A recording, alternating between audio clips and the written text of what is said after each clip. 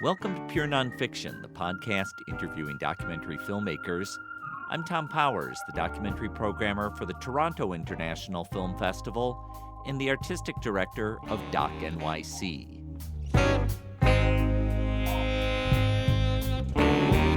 On this episode, I interview the directors of One Child Nation, Nanfu Wang and Xiaoling Shang. Their film won the 2019 Sundance Documentary Grand Jury Prize and is now available on Amazon. Both Nanfu and Xiaoling grew up in China when the government was putting enormous pressure on families to have only one child. When the policy began in 1979, it was widely reported as necessary for population control. By the middle of the next century, if China's families have an average of 3 children, there will be starvation. However, with one child per family, the standard of living doubles. One Child Nation reveals the human costs of the policy, including forced abortions and widespread sterilization. Countless infants wound up being trafficked to orphanages, where they were adopted by ill-informed American families. In the film, Nanfu uses the example of her own family. When she was born, her parents had hoped for a son, so they defied the policy to have a second child. Whenever someone found out that I had a brother, I felt embarrassed, as if our family had done something wrong by having a second child. Under China's state-controlled media, there's been little scrutiny of the one-child policy that ended in 2015. Even Nanfu's own mother still defends it. I wish I could say something to my mom. Like most people in China, she believes the policy was necessary for China's survival. But I wondered if people like her really thought it was worth the sacrifices each family made. The making of the film is a dramatic story on its own. Nanfu and Xiaoling were operating under constant suspicion from authorities. Their crew members couldn't even take the subway because they would be tracked by swiping their card. Xiaoling explains. Also, what was shocking to me that is all this surveillance system that getting more and more high-tech, and we read news reports about facial recognition, and until now we still don't know how accurate and how efficient it can be by something scary. It's easy to become paranoid sometimes because you don't know. Nanfu already had a history with Chinese authorities. Her first film, Hooligan Sparrow, profiled a female human rights activist. Nanfu shot the film with hidden cameras and faced intimidation. I sat down with Nanfu and Xiaoling last summer. I started by asking how Hooligan Sparrow had prepared Nanfu for making One Child Nation. Hooligan Sparrow is really a film that I would say changed my life and my worldview. It was my political awakening moment. While I was making the film, for the first time I realized that Chinese government, the way that they surveilled the citizens. And when I was there, they interrogated my family, my friends, and then eventually... Even though your family and friends had nothing to do with the making of the film. Yes, even though they didn't even know that I was making such a film. So I think the first shocking moment was the week after I went back to China and started filming the protest. And my family suddenly called me and asked, "What are you doing? Where are you?" The national security agents called and they asked all about you. And they had no idea where I was. And that was when I realized I was being monitored. And they even reached out and discovered who I was, who my family was, and contacted them. And so fast forward to 3 months later when I finished filming, the day before I left to China, I was interrogated by the national security agents for 5 hours. And I lied to them. I secretly recorded their interrogation and put part of the interrogation in the film. In fact, the opening of the film. So when Hooligan Sparrow was finished and released, I had no idea what would happen if I tried to go back to China. Now, can I ask you for a second about that experience making Hooligan Sparrow and becoming more politicized? It's not like you came from a political family. It's not like you had a strong streak of activism in your own background before that. So What gave you the nerve and determination when you were getting this intimidation to keep on going? When I started, I didn't know what I was getting myself into. And when I was already involved in it, it was deep in there. And at that moment, I was so shocked and outraged and saddened by the reality. It was almost like my first encounter with my reality in the country, with what the government and what the country is, which is different from what I was told since I was a child. And at that moment, I think the outrage that I felt and also the fear that most of my friends and family would still believe the positive narrative that the government portrayed.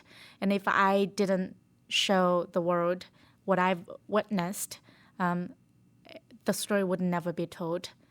So I think that fear was greater than the fear of being arrested or being endangered. Now, it's one thing to have that kind of courage for yourself and stand up for your own rights.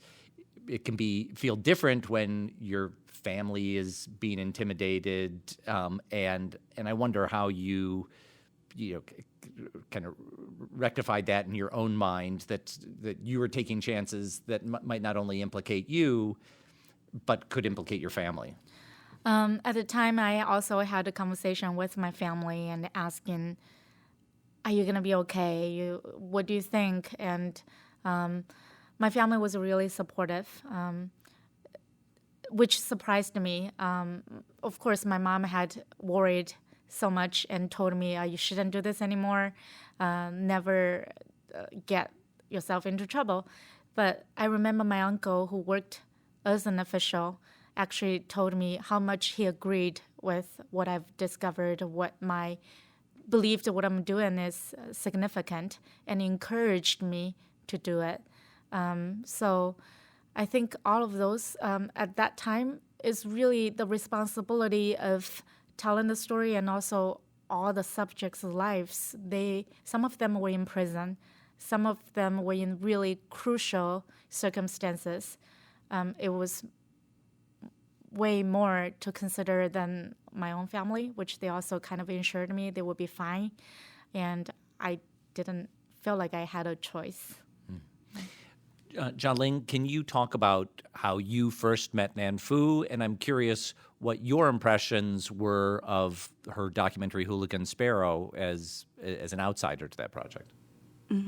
Yeah, so Nan Fu, we have been friends for several years before we started working on this project together. At the time, she reached out to me that because she wasn't sure if she can travel back to China, but we're never sure to what extent she had been monitored by the Chinese government. So that's how. Am I right that you two met in the U.S. when you were both studying here? Yeah. We both went to NYU, went to News and Documentary program under the journalism school. So I went in 2009, and she went 2 years later. That's how we met. Yeah. And then, when we started working on the project together, it was late 2016. And then in the beginning, I traveled more to China, and later she take more risk and then travel to China. We're always very cautious every step she take, and we're always paying attention that guessing to what level should be monitored. So she didn't check into hotel. She didn't try not to take try not to take trains, because all those require a national ID, and in China, like once you need a national ID, and then all those high-tech surveillance system, if that's a sensitive name, maybe the system will send an alert to the local authority, and they will be prepared. So we'll try to avoid all those kind of risks. And it was a lot of, it was to some extent it was pressure, but at the same time, they're very interesting challenges. Like working together with someone like Nan Fu, and it's in a process we learned.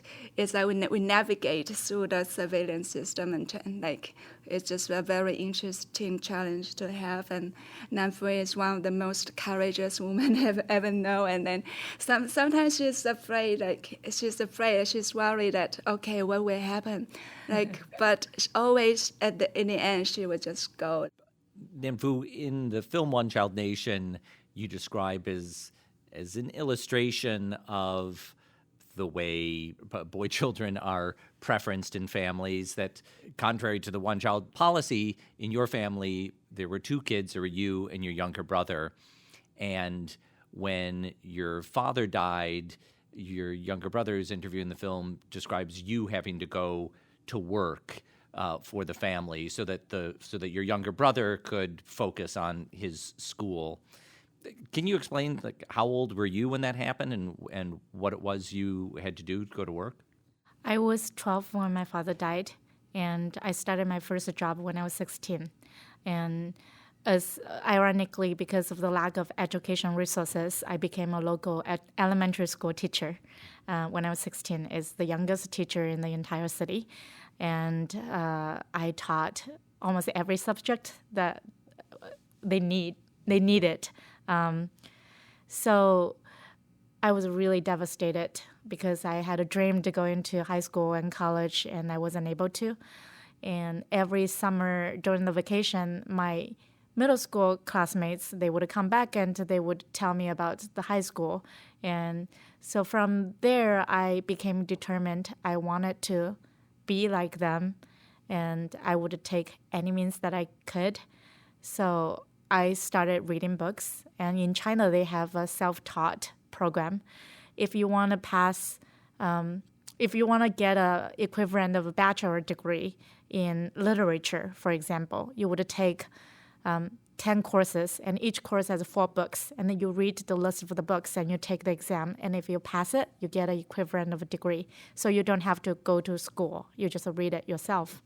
And that's what I did for, I think, 3.5 years. And I got an equivalent of bachelor degree, and first of all, equivalent of high school, and then equivalent of a bachelor. And with that, I was able to apply to graduate school. And in 2007, I got a full scholarship to go to Shanghai University for a master's degree. And that was when I first left my hometown. And at that point, your family was no longer as much dependent on you to be an income earner. Yeah. So throughout that whole time, I was still able to make money. There wasn't a day that I didn't work, so I still supported my younger brother. Even when I went to Shanghai, the full scholarship covered the tuition, and I was working, I think, always 2 jobs at the same time. In the film, we hear a lot of defenders of the one-child policy, including your mother, defends it as something that she feels was necessary for China to move forward economically. The description is that if there hadn't been a one-child policy, the country would have been overwhelmed by need and starvation. And I'd just like to hear in your own words what your reaction is to that philosophy. I was very frustrated when everyone I talked to justified the policy in one way or another, even including all those people who suffered from the policy. And my mom, for example, she so firmly believed in the starvation narrative. And so many people use that narrative too. And if you look at Chinese history closely, you would realize that the starvation was not a natural disaster. There wasn't. It was actually a man-made disaster. It was the result of the Great Leap Forward. But the Great Leap Forward is something also our generation and the younger generation, to some extent, have never even heard of because it was erased from the history of China. A lot of us, my friends included, they told me they've never even heard of the Tiananmen Square protest until they came to the U.S. or until they went to the airport out of Hong Kong and found a book that talked about it. So when my mom talked about it, I really tried to convince her. I argued with her on camera and off camera and tried to share with her what I learned. But I realized it was almost impossible. Even after I finished the film and showed the finished film to her, she still said, "Oh yeah, everything you recorded was so truthful, and what I've witnessed was much worse than what your film showed." but I still think the one-child policy was necessary. So I think that just revealed how effective a country's propaganda could be. And if someone has never left the country, has never been encouraged to think or to question or to examine or to reflect, it's really hard to get them to do so. One of the things that is staggering to me about China, modern China, is that it has moved something like 850 million people out of poverty in the last 40 years. And I wonder if that would have been possible without the one-child policy. Actually, the fact that China's economy developed in the past few decades is more due to the fact that the country loosened the state control on the economy, and there's an open reform policies that also led to place in China since late 1970s, and the fact that China's how one-child policy contribute to the China's economic growth is actually very limited, and in fact, it's going to be a drag for the country's economy in the next few decades because the society is aging and there are not enough young labor. It has been a myth that how one-child policy being beneficial for the country's economy, and more research and evidence shows that the role is very limited, and it has more to do with the market reform of China. Yeah. Nianfu, you say in the film that you feel angry with your family for their defense of the one-child policy. And yet that defense is something that is kind of widely held in China as you depict it.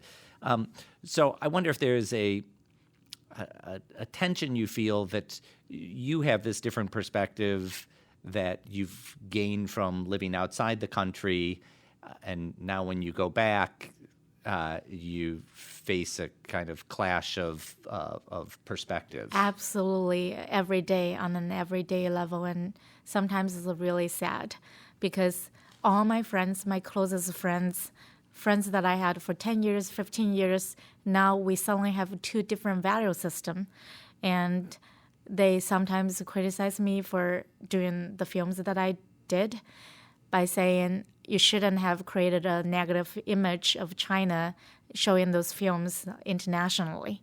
The patriotism that the government tried to have in everyone really, through the decades of propaganda indoctrination, really worked. Like, people do believe that we all have the responsibility of making China look good. Like, when we were children, we were taught that China is our motherland, which is your mother. No matter how poor or ugly your mom is, you never criticize her. And that's the sentiment that people are having. So even today, a few hours ago, when there was something about One Child Nation, I did a TED Talk, and that TED Talk was translated into Chinese and actually available to be seen in China. So some of my friends saw it and sent me messages and saying, there are a lot of issues in the U.S. Why don't you expose those? And you shouldn't be doing this. And I tried to talk to them. It's like, yeah, in America, the media are doing that. And it's just a sad that I had to go through so much arguments with some of the people that I love the most. Have you yet had other reactions from China beyond just your friends? The film, and the film won an award at the Sundance Film Festival, so it got a certain amount of notoriety, and I think you experienced some difficulties going through the Chinese film approval process to get the dragon seal that would allow it to... We never can. That would be... We didn't even attempt to try that. Yeah, that would be impossible. So in China, yeah, that what you were saying, I think a lot of people probably don't know, like for any film to start production, they need to get permission. And then once they get finished, they also need to submit the finished version to review and to get another Dragon label in order for it to be shown publicly, to even attend festivals outside of China. But for us, there's no way that we could even try that. We knew it's impossible. We haven't had any direct encounters with the government after the film was finished, but there were 2 incidents that we noticed. One is in China, they have the equivalent for IMDb page, so a website where they have film pages and reviews. And somebody created a page for One Child Nation when we initially premiered, but within days, that page was taken down. The photo is still there, the title is there. You click it, it will say this page doesn't exist. And then similarly, on the same website, they reported all the awards winners for Sundance.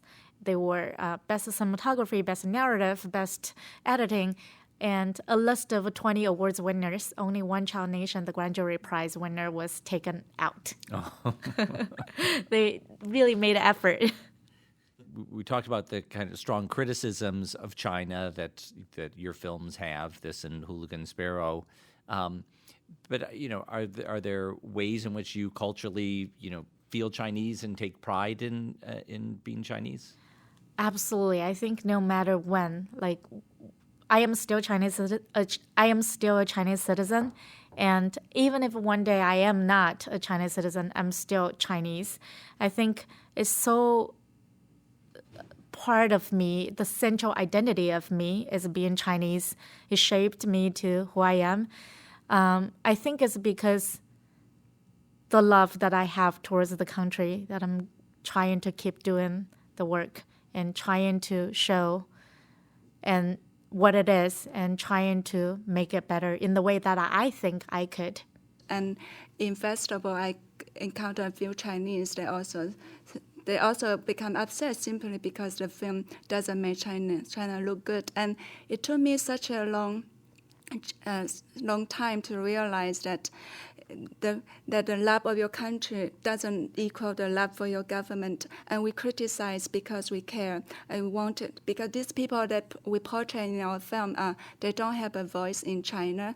And as someone that comes from China, and we know the culture intimately, and we have this sense of responsibility to keep this part of history that even after 50 years, 100 years, people can still look back and know that this we save part of the history. It's not just the official propaganda version. We want to offer the alternative truth. There's a chapter to the story, maybe a chapter that is still yet to be told in this film, about the Chinese children who were adopted internationally. A lot, I take it, in the U.S. and some other countries, and those children who I guess are now reaching their 30s from the early days of when the one-child policy started in 1979. And it seems from the anecdotal evidence in your film that that a lot of the families that you contacted seem to have a reluctance to try to make connections to their birth parents. And can you talk more about your understanding and what you've learned about that generation of adoptees? We've seen both adoptees who eagerly wanted to find out where their birth parents are and whether they have siblings and try to find the true story. And we also encountered the people who really didn't want to have anything to do with their birth families. And I think in both cases, I really understand them. Especially the latter, I think I didn't understand until I was making the film. And also until I really got to have a conversation with the adoptees and families themselves and understand why they didn't want to have anything to do with their birth families. I remember our character, Long Lan, she is the woman in Utah. She told us that among all three of her adoptees. This is a woman of Chinese origin, married to an American guy. They've adopted 3 kids from China. When they were doing this, they didn't quite have the wherewithal about what kind of conditions these kids might have come from.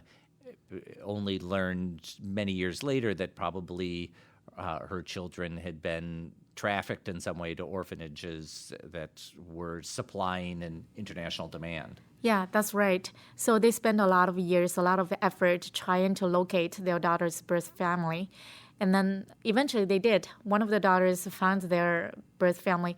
And through conversations, I asked, how exciting. They must be thrilled. And then yet I realized once they are connected, the daughter does not speak any Chinese, does not understand any Chinese culture. There's a really little real communication you actually could have with your biological family. And that's true with a lot of adoptees. Their life has been away for so long and so different. And that's why I think I can understand the emotional distance that sometimes they could feel towards their birth families. I feel like there's bound to be a kind of generation of reckoning amongst those adoptees, the ones at least who, feel some yearning to be reconnected, but have to overcome that gap that you're talking about. I think, like you said, these people are all turning into their 30s or late 20s. Soon they will be parent too. They will become a mom. And when they go through that process, I really believe that is a process that would change a lot of their perspective, and they would very likely have a very different view about whether they want to be connected or how they want to be connected with their biological family once they become parent themselves.